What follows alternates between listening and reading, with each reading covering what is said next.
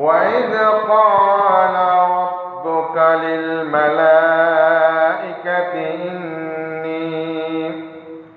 إني جاعل في الأرض خليفة قالوا أتجعل فيها من يفسد فيها ويسفك الدماء ونحن نسبح بحمدك ونقدس لك قال إني أعلم ما لا تعلمون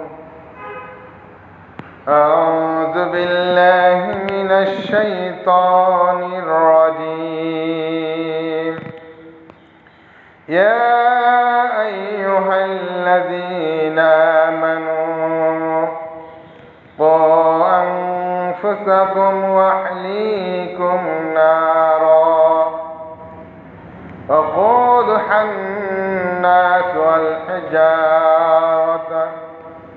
وعليها ملائكة غلاد شداد لا ويعصون الله ما أمرهم يفعلون ما يؤمرون আলহামদুলিল্লাহ যাবতীয় প্রশংসা যাবতীয় গুণগান যাবতীয় তারিফ সেই মহান রব্বুল আলামিন ইজ্জতের জন্য যে মহান রব্বুল আলামিন আমাদেরকে প্রতি সপ্তাহের মতো আজকেও জুমার 2 রাকাত সালাত আদায় করার উদ্দেশ্যে সঠিক সময়ে আসার তৌফিক দান করেছেন। যে রব্বুল আলামিন আমাদের উপর এই অনুগ্রহ করেছেন, দয়া করেছেন, সে রব্বুল আলামিনের প্রশংসা জ্ঞাপন করছি। আলহামদুলিল্লাহ। দরুদ সালাম বর্ষিত হোক পৃথিবীর মহামানব, মানবতার মুক্তির দূত, মহান শিক্ষক মুহাম্মদ রাসূলুল্লাহ সাল্লাল্লাহু আলাইহি সাল্লামের উপর। রহমত শান্তি বর্ষিত হোক পৃথিবীর মুসলিম নর নারীদের ওপর। আল্লাহ তাআলা শেফা অবতীর্ণ হোক যারা অসুস্থ রয়েছেন তাদের ওপর, যারা ইহকালীন জীবন ত্যাগ করেছেন। আল্লাহ তাআলা ওই মুসলিম নর নারীদের কবরটাকে জান্নাতের বাগান বানিয়ে দিন, আল্লাহুম্মা আমিন। এবং এই সমাজ বলতে না, যে কোনো সমাজ, সারা বাংলাদেশ, সারা পৃথিবীতে যারা এখনো ইসলামের শত্রু হয়ে আছে, বিরোধিতা করছে, দিন কায়েমের ব্যাপারে কোনো মানুষের চিন্তা চেতনা নাই, যেসব মানুষ আল্লাহ তাআলা তাদেরকে এই দিন কায়েমের সঠিক পথে আসার আগ্রহী করে তুলুন, যাতে করে পৃথিবীর জমিন থেকে আল্লাহ তাআলার দিন প্রতিষ্ঠার জন্য সময় টাকা ব্যয় করে পরকালীন সুখের সেই উদ্যানে প্রবেশ করা তৌফিক দান করুন, আল্লাহুম্মা আমিন। আল্লাহ রাব্বুল আলামিন অসংখ্য ফেরেশতা সৃষ্টি করেছেন। কত ফেরেশতা সৃষ্টি করেছেন এটা আল্লাহ তাআলা ছাড়া আর কেউ বলতে পারবে না। ফেরেশতাগুলো কেমন, সংক্ষিপ্ত পরিসরে সংক্ষিপ্তভাবে আজকের আলোচনা হচ্ছে ফেরেশতার পরিচয় এবং ফেরেশতারা কেমন। এই অসংখ্য ফেরেশতার মধ্যে চারজন ফেরেশতা খুব দামি, এবং এই চারজনের কি কি দায়িত্ব রয়েছে। আমরা অনেকেই এখনো বিশ্বাস করি, অনেকেই, সকলেই না, অনেকেই বিশ্বাস করি আমরা মরে যাব, পৃথিবী থেকে বিদায় নেব, আমাদেরকে আর আল্লাহ তাআলা ধরতে পারবে না। কেন? কোনো সাক্ষী প্রমাণ নাই, আসছি শূন্য হাতে, ফিরে যাব শূন্য হাতে, কোনো সাক্ষী প্রমাণ নাই, কোনো বিচার টিচার নাই। এই সব চিন্তা অনেকের মধ্যেই রয়েছে। তাদের মধ্যে কিছু লোক রয়েছে, আমি উল্লেখ করি, আপনারা চিনতে পারবেন। আল্লাহ তাআলা যে জালিমের হাত থেকে আমাদেরকে মুক্তি দান করলেন, সেই জালিমের এমন একটি লোকও নাই যে তারা আল্লাহ তাআলার জান্নাতের আশা করে। সেই দলের একটা লোকও নাই তারা মানুষের উপরে যে একটা মায়া, মমতা, ভালোবাসা, মানবতার যে একটা হক, এটাও তারা বুঝে না। তারা শুধু বুঝে গেছে আমরাই সব, আমাদের সুখের দরকার, আর কারো সুখের প্রয়োজন নাই, দরকার নাই। এই সব কিছু কেউ না কেউ লিখিত ভাবে একটা বই আকারে লিপিবদ্ধ করে আল্লাহ তাআলার কাছে পেশ করেন। তারা কারা? এই জাতিদেরকে আল্লাহ তাআলা সৃষ্টি করার আগে ফেরেশতাদেরকে বলেছিলেন, ওয়াইয ক্বালা রাব্বুকা লিল মালাইকাতি ইন্নী জাইলুন ফিল আরদি খলিফা। আমরা যেরকম নিজেদেরকে অনেক দামি মনে করি, আমি সব, আর কিছুই লাগবে না, কারোর সাথে পরামর্শ করার কোনো প্রয়োজন পড়ে না। কিন্তু আল্লাহ তাআলা এত বড় একজন স্রষ্টা, যার কোনো তুলনা হয় না, পরিমাপ করা যায় না, অনুমান করা যায় না, কল্পনায় আসে না। মহান সত্তা, যার দয়া, মায়া, কঠোরতা সব গুণে গুণান্বিত তিনি ফেরেশতাদেরকে বলছেন, হে আমার ফেরেশতা, আমি পৃথিবীতে আমার প্রতিনিধি প্রেরণ করতে চাই, খলিফা নিযুক্ত করতে চাই। তোমাদের কি মত এই কথার উপরে? ফেরেশতাদেরকে বললেন। অথচ ফেরেশতাদেরকে আল্লাহ তাআলা নিজেই সৃষ্টি করেছেন। সৃষ্টি করার পরেও তাদের কাছ থেকে পরামর্শ নেয়। আর আমাদের বাংলাদেশের মানুষ, শাসক হোক আর বেশাসক হোক, ভালো মানুষ হোক আর খারাপ মানুষ হোক, আলেম হোক আর জালেম হোক, এরা কাউকেই মনে করে না আমাকে কারো কাছে পরামর্শ নিতে হবে। মহান স্রষ্টা তিনি পরামর্শ করতে কোনো দ্বিধাবোধ করেন নাই। আর আমাদের মতো মানুষ, তার সৃষ্টি, একজন আরেকজনের সাথে কোনো পরামর্শ না করেই আমরা যে কাজ করি মনে করি এটাই ভালো কাজ, পরামর্শ করলে ওটা ভালো হবে না।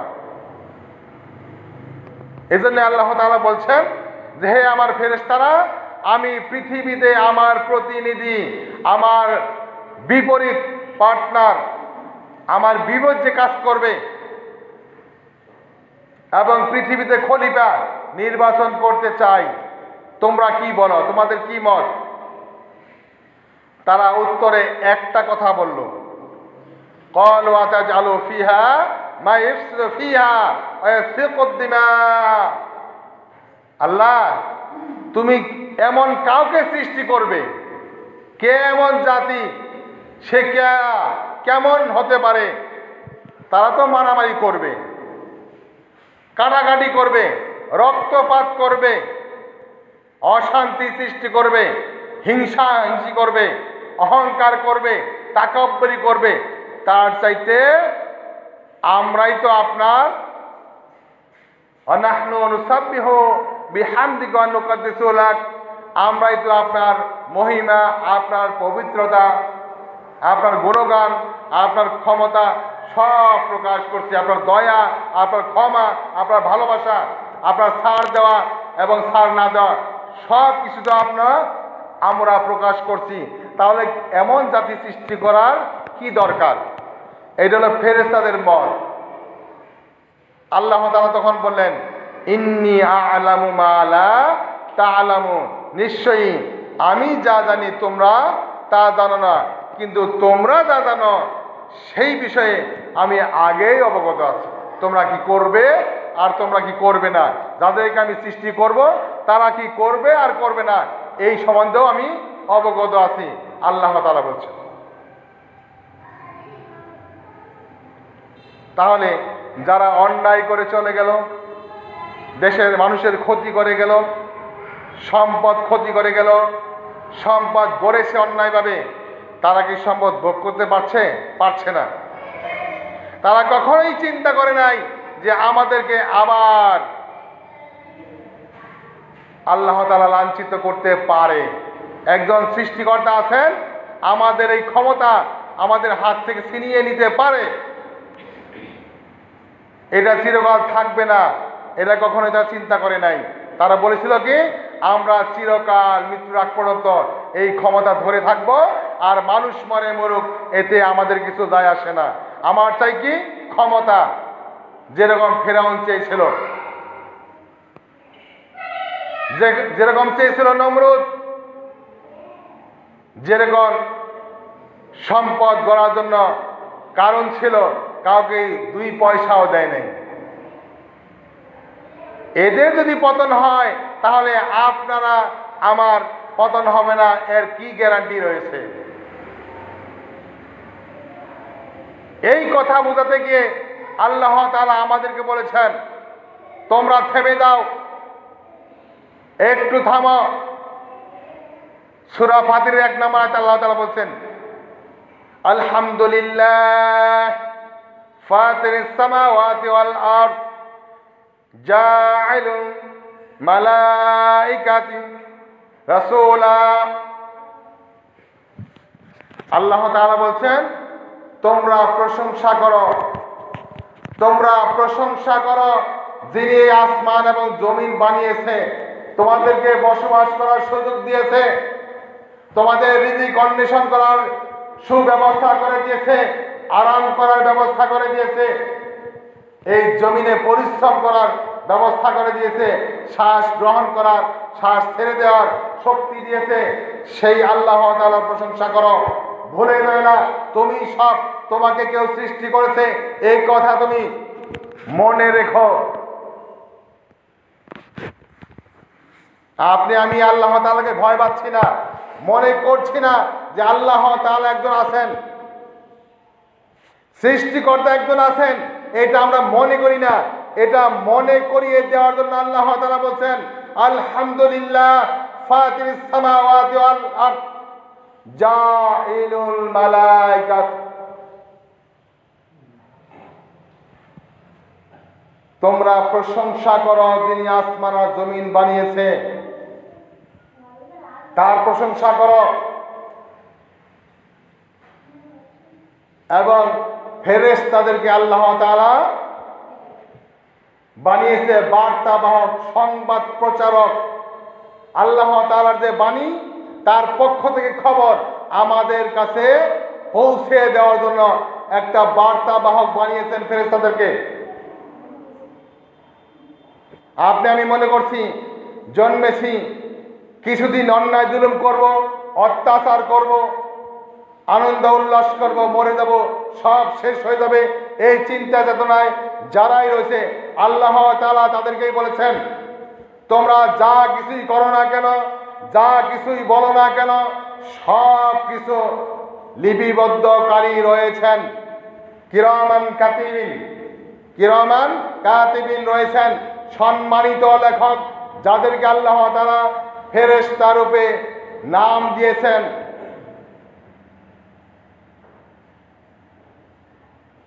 তাহলে ফেরেশতাদেরকে আল্লাহ এমনি এমনি তৈরি করেন নাই, তারা বসে বসে লিখছেন আপনি কয়জনকে গালি দিয়েছেন, আর কয়জনের উপরে টর্চার করেছেন, জুলুম করেছেন, কার সম্পদ কিভাবে বক্ষণ করেছেন, ভোগ করছেন, কার সাথে কিরকম একবারে সকাল সন্ধ্যায় লেগে আছেন, ক্ষতি করা যায়।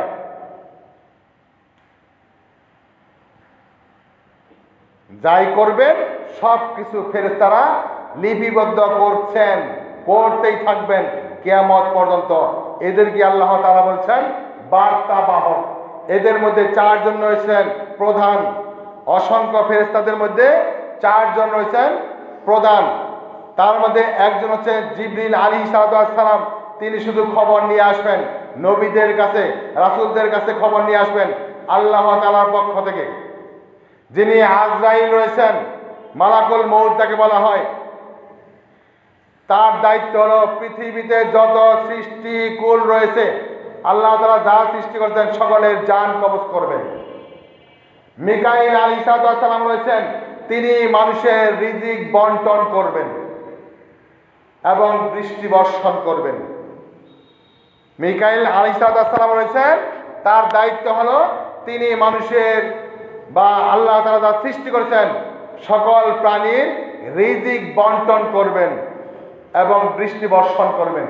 আর ইসরাফিল আলাইহিস সালাম রয়েছেন, সেই দিন আল্লাহ তাআলা সিংহায় ফুঁক দিতে বলবেন, সেটা কবে হবে সেই অপেক্ষায় তিনি কাঁধে সেই বাঁশিটা নিয়ে বসে আছেন, সিংহাটা নিয়ে আছেন।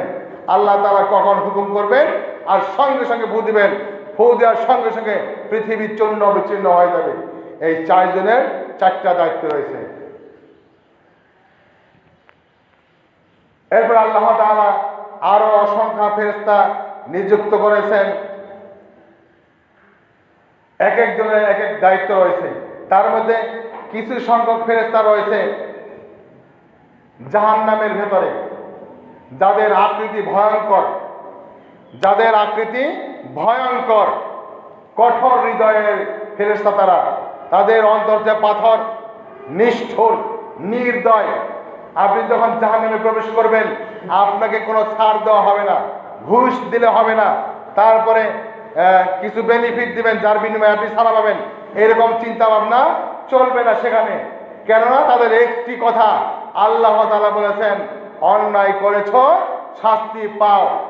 ওই দিন ফেরেশতারা জাহান্নামের ভিতরে নিষ্ঠুর হবেন, নির্দয় হবেন, দয়া করবেন না। তাদের আকৃতি হবে ভয়ঙ্কর, বোঝা মুশকিল।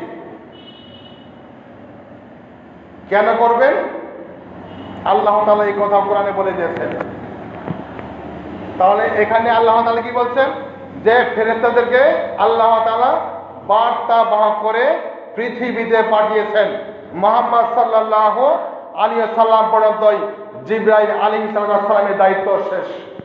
উনি আর জীবনে কোনোদিন আসবেন না, কিয়ামতের আগ পর্যন্ত কোনোদিন আসবেন না, তার আসার কোনো প্রয়োজন নেই।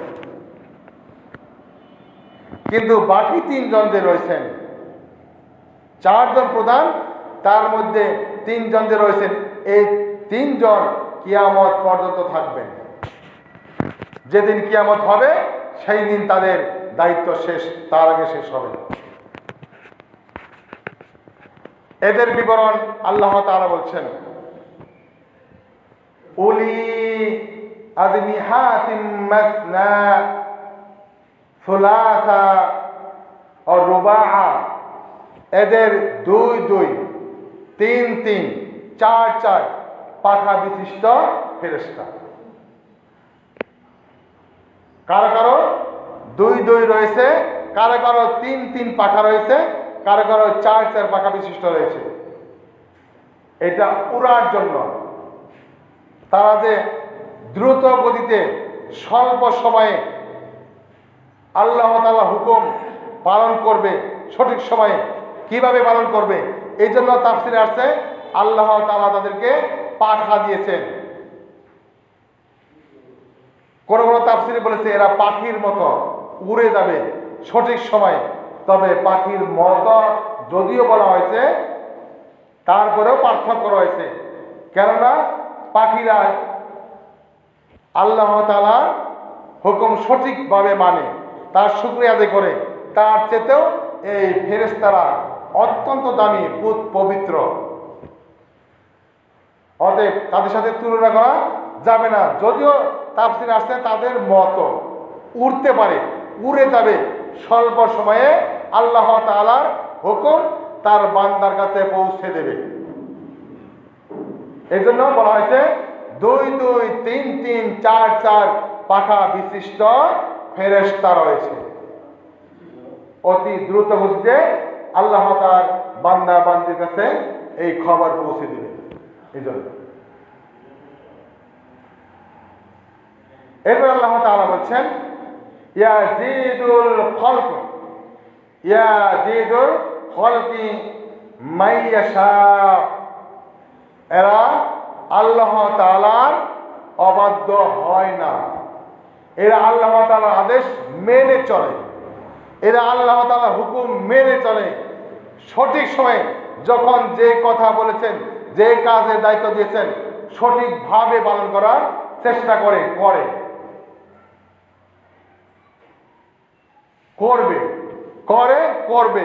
করছিল, করতে থাকবে। ইন্নাল্লাহা আলা কুল্লি শাইইন কাদির।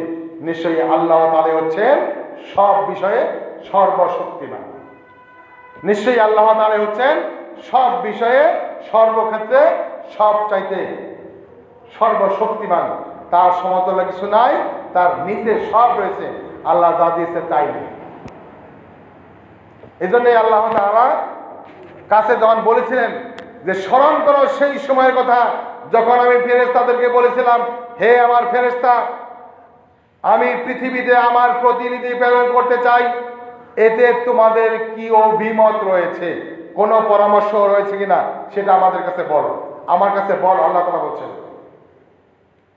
এই কথাটা আবার বলছেন, ওই কুল্লা লিল মালাইকাতি ইসজুদুলি আদামা ফাসাজাদু।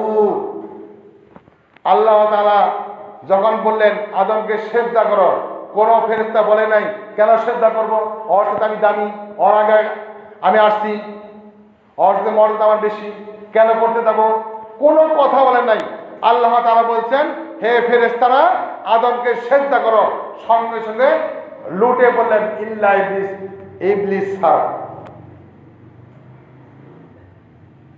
তাহলে এখন যারা অহংকার করছেন, আমরা যারা অহংকার করছি, তারা ইবলিসের উত্তরসূরি। যারা তাকাব্বুরি করছি, যে কোনো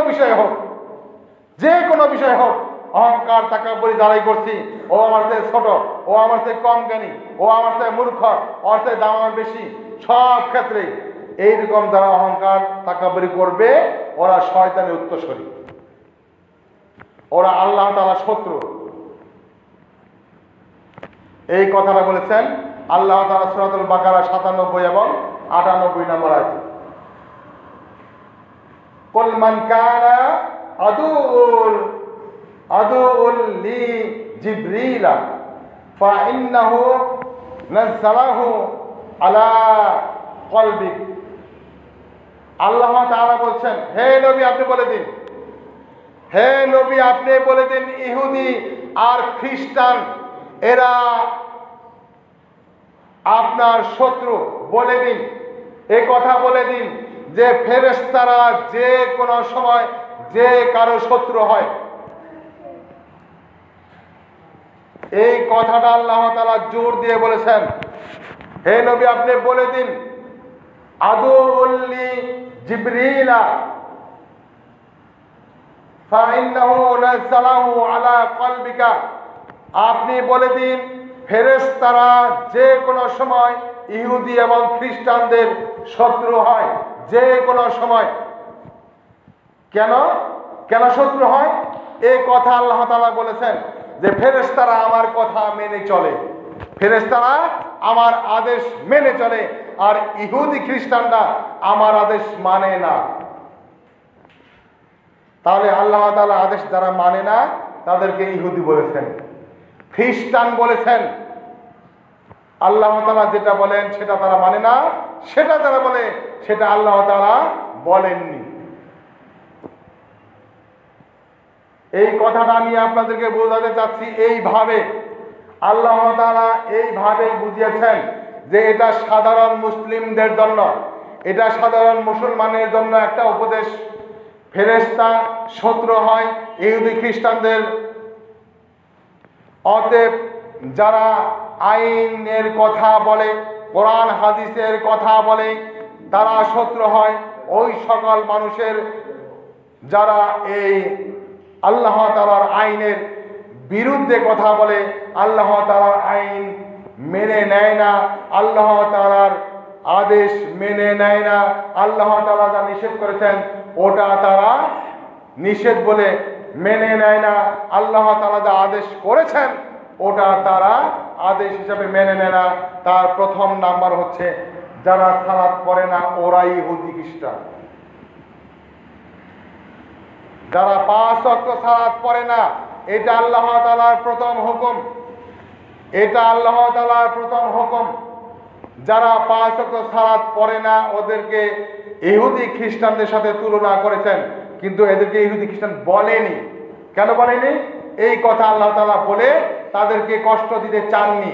এটা বলেছেন আল্লাহ তাআলার আদেশ যারা অমান্য করে তারাই ইহুদি খ্রিস্টান।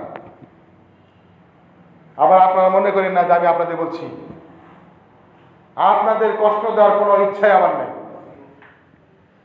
আমি আপনাদেরকে এটা বোঝাতে চাচ্ছি যে ফেরেশতারা আল্লাহ তাআলার আইন মেনে চলে।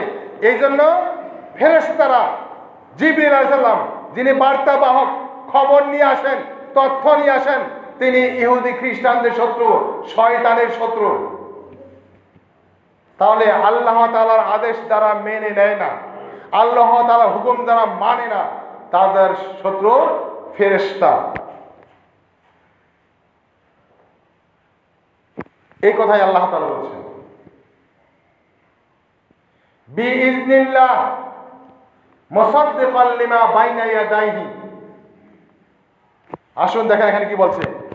আল্লাহ তাআলা বলছেন ফাইন্নাহু নাযালাহু আলা কলবিকা, ওদের অন্তরের মধ্যে আল্লাহ তাআলার বাণী নাজিল করেন।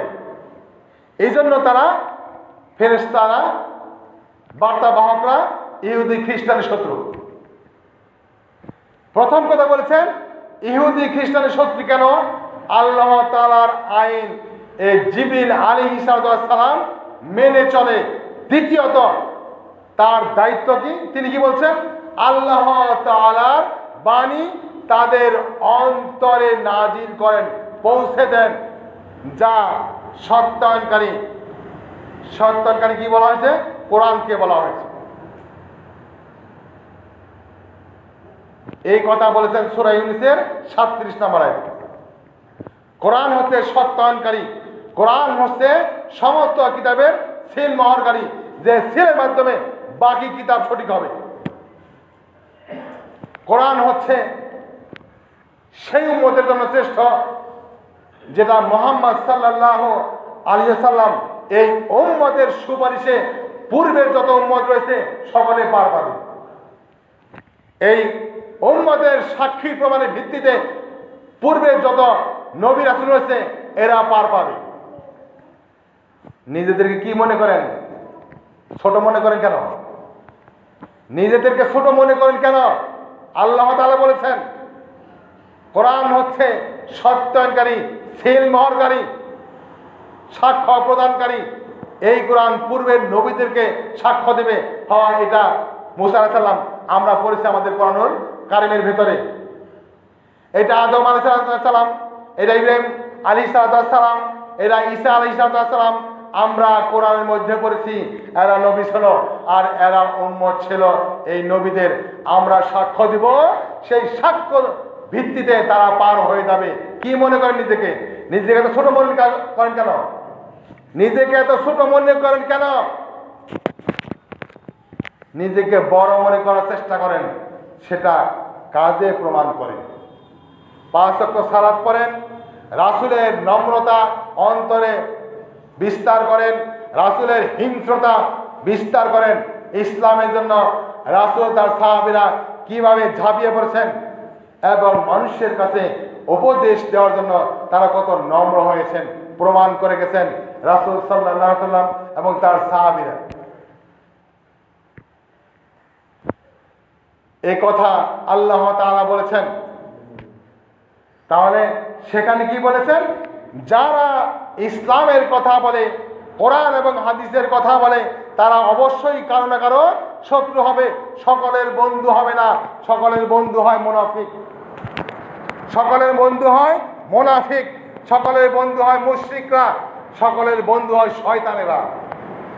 তারা সকলের বন্ধু হয়, এটাও আসি ওটাও আসি, হালালও খাই হারামও খাই, সব মিশ্রিত খাই, ভালো মন্দ বিচার করি না। এদেরকে বলা হয় শয়তান। এদেরকে আল্লাহ তাআলা বলেন নাই হুদা ওয়া বুশরা লিল মুমিনিন, এদেরকে বলে নাই। আল্লাহ তাআলার আইন প্রকাশ করে যারা, কোরআনুল কারীমের কথা যারা বলে, তাদেরকে বলেছেন তারা মুমিন, এবং মুমিনদের কথা বলেছেন হুদা ওয়া বুশরা লিল মুমিনিন, মুমিনদের জন্য রয়েছে হেদায়েত, পথ প্রদর্শক, এই উপদেশ, এই কোরআনুল কারীম, এবং মুমিনদের জন্য রয়েছে সুসংবাদদাতা। কিসের সুসংবাদ? জান্নাতের সুসংবাদ। আপনি মুমিন হবেন না কেন? মুমিন হওয়ার জন্য যে কালচারগুলি দরকার, যে চাল চলনগুলি দরকার, আপনি অর্জন করেন, অর্জন করে নিজেকে দামি মনে করেন, তাহলে আপনি মুহাম্মদ সাল্লাল্লাহু আলাইহি সাল্লামের উম্মত। এটা বলতে পারবেন, বক্তব্যই বলতে পারবেন। এরপর আল্লাহ তাআলা বলছেন মান কানা আদুউল লিল্লাহি মান কানা আদুউল লিল্লাহি মালাইকাতিহি রাসূলিহি জিবরিলা মালাকান মিকাইলা। আল্লাহ তাআলা বলেছেন যারা জিবরিলের শত্রু, রাসূলের শত্রু, যারা মিকাইলের শত্রু, তারা জেনে রাখুক ওয়াদুল লিল কাফিরিন, ওই সমস্ত কাফেরের শত্রু আমি স্বয়ং আল্লাহ নিজেও। যারা রাসূলের শত্রু, জিবরিলের শত্রু, মিকাইলের শত্রু, ফেরেশতাদের শত্রু, যারা বার্তাবাহক, রাসূলের শত্রু, তারা যেন শুনে রাখে, তারা যেন জেনে রাখে আমি আল্লাহ ওই সমস্ত কাফেরের শত্রু যারা রাসূলের শত্রু, আমি আল্লাহ তাদের শত্রু। আপনি কি মনে করেন রাসূলের শত্রু যারা, তাদেরকে আল্লাহ ভালোবাসবে, বুকে টেনে নেবেন? সাধারণভাবে বোঝেন, যারা আমলিক করে গেছে, অত্যাচার করে গেছে, জুলুম করে গেছে, এখন তার কিন্তু বিতাড়িত হয়ে গেছে, লাঞ্ছিত হয়ে গেছে, এখন তারা যদি এসে কথা বলে, বিএনপি লোকের সাথে যে কথা বলে, হুঙ্কার দেখায়, মেনে নিবে না। বেটা তোদের পতন হয়ে গেছে, এখন ক্ষমতা আমাদের হাতে, কথা বলবি মানে গাড় কেটে ফেলবো, এমন কথা বলবে। এই কথাই বলেছেন আল্লাহ তাআলা। রাসূলের শত্রু তুমি, রাসূলের কথা অমান্য করেছো, জিবরিলের কথা অমান্য করেছো, সে আইনকে অমান্য করেছো, তোমাদেরকে আমি বুকে টেনে নেবো এই ভেবেছো? এটা ভেবেছো তোমরা? অসম্ভব, কশিনকালেও হতে পারে না। এই কথা আল্লাহ তাআলা বলেছেন, আপনি বলেননি, আমি বলিনি। এবার আসুন লাস্ট ফিনিশিং। আল্লাহ তাআলা বলছেন সূরাতুল তাহরিম, আত-তাহরিম ৬৬ নম্বর সূরার ৬ নম্বর আয়াতে বলছেন, এখানে আমি আপনাদের কিছু কথা বলবো, সংক্ষিপ্তভাবে টেনে আনার উদ্দেশ্য একটাই, আপনাদের কিছু উপদেশ রাসূল সাল্লাল্লাহু আলাইহি ওয়াসাল্লাম বলছেন। তাফসিরে রয়েছে আবু বকর জাকারিয়া, এই তাফসিরের কিছু কথা আপনাদের সামনে উপস্থাপন করব। বুখারী, মুসলিম, নাসাই, মুসনাদে আহমদ, মুসলিম শরীফ, ইবনে মাজাহ, এই ৪-৫টা কিতাব থেকে কয়েকটি হাদিসের কথা বলবো। সংক্ষিপ্ত, লম্বা করবো না, আরবিও বলবো না, শুধু কিছু কথা বলবো। আল্লাহ তাআলা এখানে বলেছেন ইয়া আইয়ুহাল্লাযীনা আমানু, হে ঈমানদাররা শুনে রাখো, হে ঈমানদাররা শুনে রাখো, যারা ঈমান এনেছো আমি তাদেরকে বলেছি ওয়া আনফুসাকুম, আগে নিজেকে বাঁচাও। আল্লাহ তাআলা বলছেন আগে নিজেকে বাঁচাও। আমাদের দেশে অসংখ্য মানুষ রয়েছে আগে পীরকে বাঁচায়, পিতা মাতাকে না খাইয়ে রাখে, পোশাক দেয় না, সুদি করে টাকা নিয়ে কোথায় দেয়? পীরের মাজারে, পীরকে বাঁচায়। আর পীর সেই টাকা পুঁজি করে মুসলিমদের বিপক্ষে লাগে, আলেমদের বিপক্ষে লাগে, যারা কোরআন হাদিস বলে তাদের বিপক্ষে ইহুদিদেরকে সাহায্য করে অস্ত্র কিনে দেওয়ার জন্য। আপনি কি মনে করেন আজকে পীরকে টাকা দিচ্ছেন আর পীর সাহেব ইহুদির গোলাম, ইহুদিদেরকে এই পীর সাহেব টাকা দিয়ে সহযোগিতা করে। সেই সহযোগিতা তারা অস্ত্র কেনার পরে সেই অস্ত্র দিয়ে মুসলিমদের ধ্বংস করে। আপনি কি মনে করেন আপনার জীবনে প্রধান পীর হচ্ছে আপনার পিতা এবং মাতা? উনি হচ্ছেন পৃথিবীর জমিনে আল্লাহ তাআলার পরে প্রধান পীর, প্রথম পীর, শেষ পীর, আর দ্বিতীয় কোনো পীর হতে পারে না। নিজেকে আপনি এত কাপুরুষ মনে করেন কেন? এত মূর্খ মনে করেন কেন? এত অপরাধী মনে করেন কেন? আপনি নিজেকে পুরুষ মনে করতে চেষ্টা করুন। আপনি নিজেকে জ্ঞানী হওয়ার জন্য নিজেকে বড় মনে করুন। আপনি চেষ্টা করুন মুমিন হওয়ার জন্য কি প্রয়োজন আপনি তা অর্জন করুন। অর্জন করে রাসূলের উম্মত হিসাবে নিজেকে দাবি করুন। কিন্তু আপনার তো 5 ওয়াক্ত সালাতই নাই, আপনি কি করে দাবি করবেন রাসূলের উম্মত?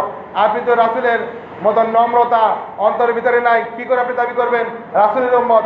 আপনার জন্য তো রাসূল সুপারিশ করবে, এর তো কোনো আকার আকৃতিই নাই, কোনো কালচারই নাই, তার কোনো আদর্শই আপনার ভেতরে নাই। আপনাকে সুপারিশ করবে কোন লজ্জায়? কোন লজ্জায় করবে? এই যে আমি আপনাদেরকে বলছি, মনে হয় 2 বছর পার হয়ে চলে গেছে। আমি আপনাদেরকে বারবার বলছি, এদিকে আমার লাভ? জি না। আমার ক্ষতি? তাও না। আমার লাভও না, আমার লসও না। আমি আপনাদেরকে বলছি, একটা দিন অন্তত জুমার খুতবা শুরু হওয়ার আগে আসুন, 5 মিনিট আগে আসুন। আপনারা কি শুনছেন না? কেন শুনছেন না? আপনি যেটা ভালো মনে করেন ওটাই আপনার জন্য ভালো, কিন্তু আল্লাহ তাআলা তা বলেননি। আল্লাহ তাআলা বলছেন ওটা তোমার জন্য কল্যাণ নয়, যেটা আমি তোমাকে বলছি ওটা তোমার জন্য কল্যাণ, ওটাই তোমার পরকাল।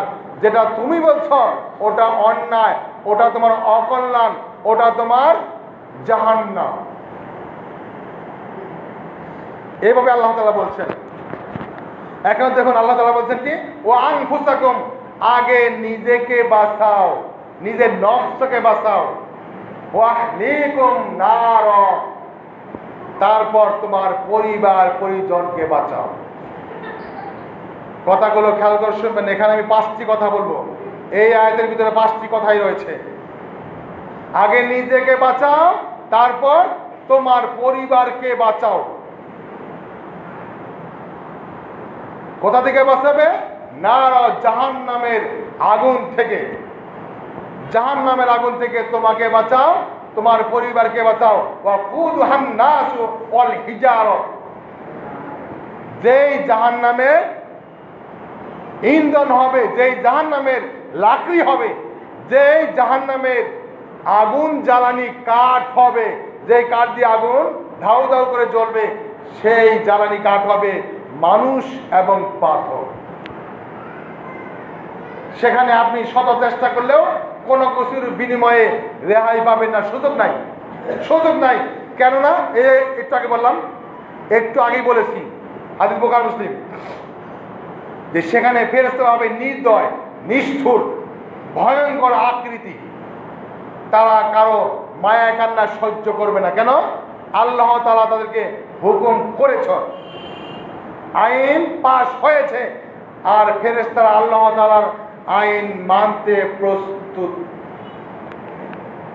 আমরাও অমান্য করি, কিন্তু তারা অমান্য করে না, অবাধ্য হয়নি, কোনোদিন হয়নি, হবেও না। সেইখানে আল্লাহ তাআলা বলছেন, এখানে দেখুন, যিনি সংসারের প্রধান, পরিবারের প্রধান, তাকে আল্লাহ রাসূল সাল্লাল্লাহু আলাইহি ওয়াসাল্লাম বলছেন রাখাল বলেছেন।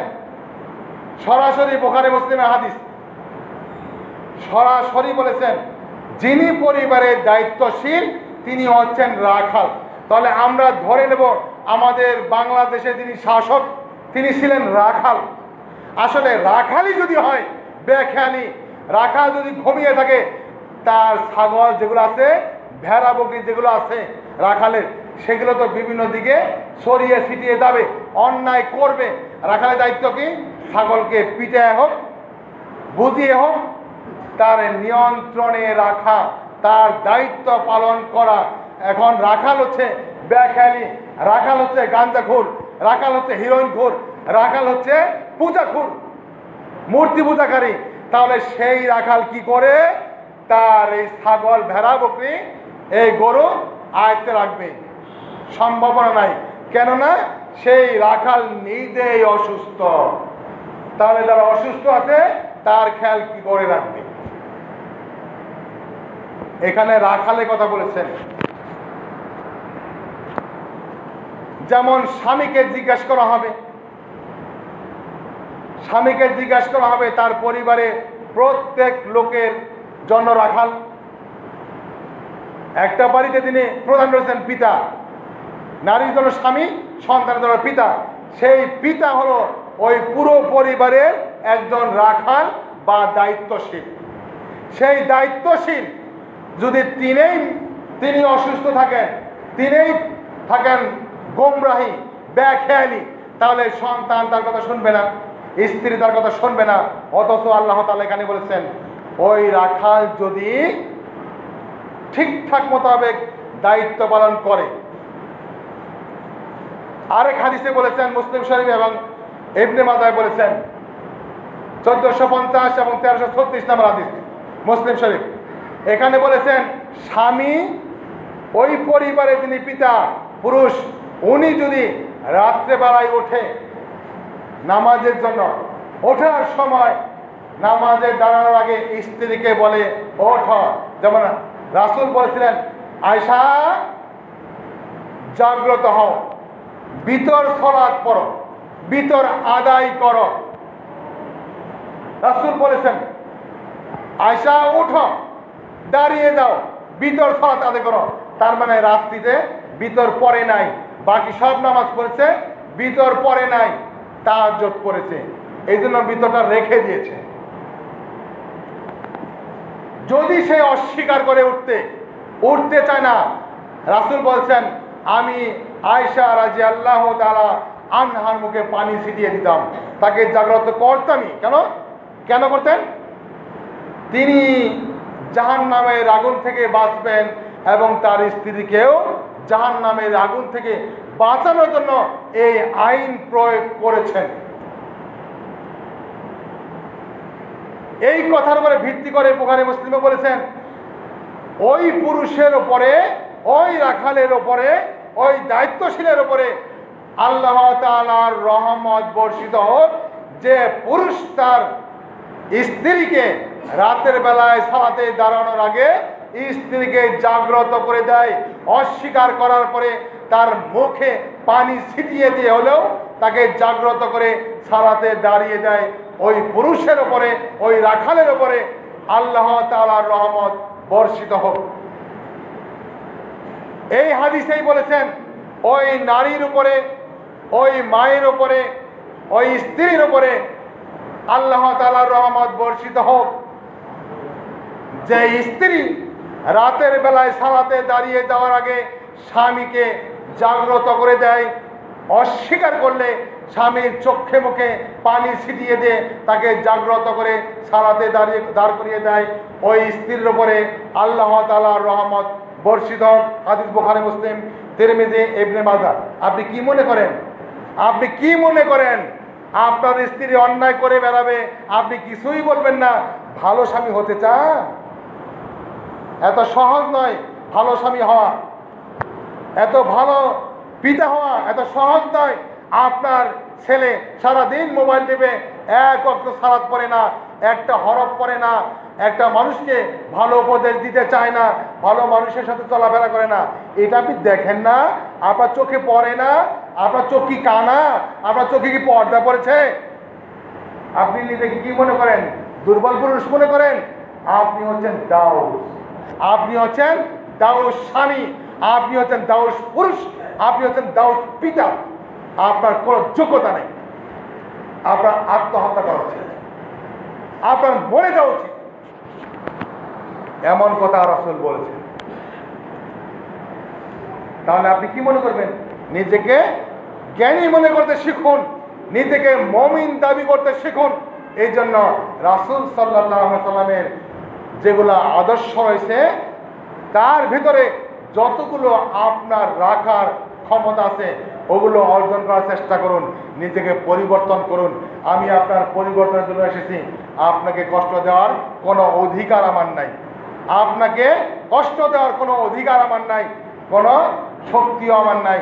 আমি আপনাকে আদেশ করছি না, আমি আপনাকে অনুরোধ করছি, আমি আপনাকে উপদেশ দিচ্ছি। আপনি পরিবর্তন হন, আপনি নিজেকে বাঁচান, আপনার পরিবারকে বাঁচান, আপনার সন্তানদেরকে বাঁচান।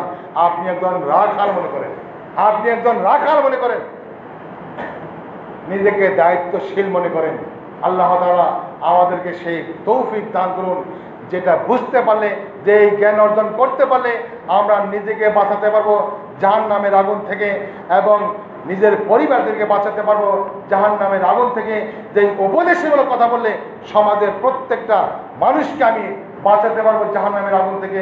এই সঠিক কথা, সঠিক জ্ঞান বোঝার মতো তৌফিক আল্লাহ তাআলা আমাদের সকলকেই দান করুন। ওয়া আখিরু দাওয়ানা আলহামদুলিল্লাহি রাব্বিল আলামিন। সুবহানাকা আল্লাহুম্মা ওয়া বিহামদিকা আশহাদু আল্লা ইলাহা ইল্লা আনতা আস্তাগফিরুকা ওয়া আতুবু ইলাইক।